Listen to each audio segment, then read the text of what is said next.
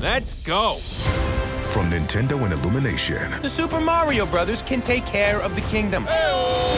comes a super-powered adventure. On April 1st, Pack our things. the galaxy gets even bigger. He knows that's my bike, right?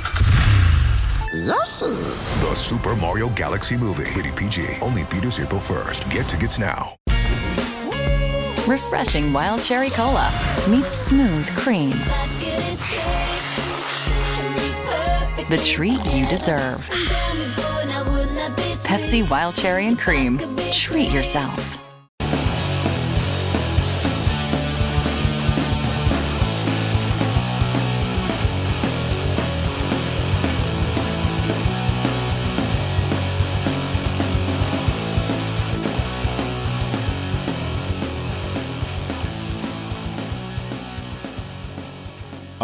It's Deprogrammed Light? ?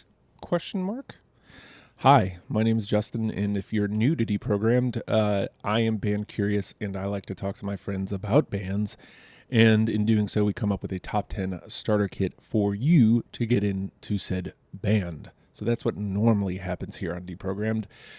If you're here, you've somehow stumbled upon the mini-sodes that I started putting out last week, and if you're here, it also means it's Monday, or whenever you're listening to it. But today is basically, I'm going to talk about what's going to happen on Deprogrammed this week. The episode this week is our best of episode from 2025.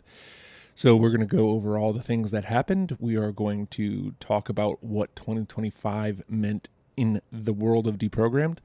It is John making his return, John F. It is Gavin, and it is Chris Schultz this year on the panel. And then, just a note, if you haven't listened to it, if you're a patron, patreon.com/ohijustin, you've already heard it, or you maybe have already heard it. It was already available to you.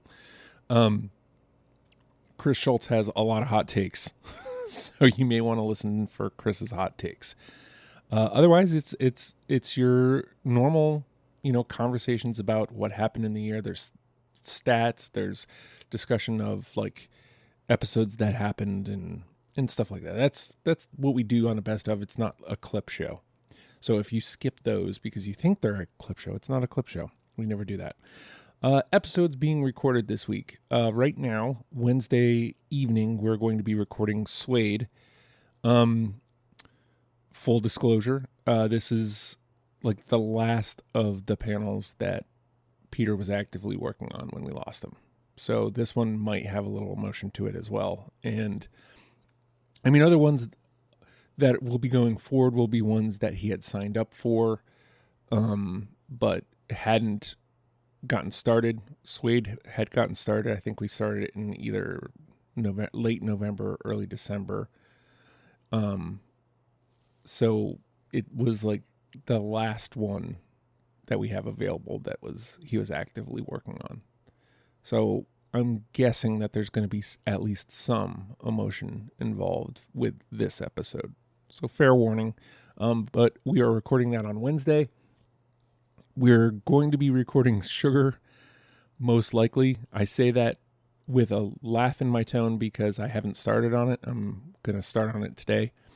Occasionally, there's a panel that I have, John and Gavin. You may notice this year that we just constantly have one in rotation, and I wanted to get 2 in this week to be able to finish up April this week, so next week we can start on May.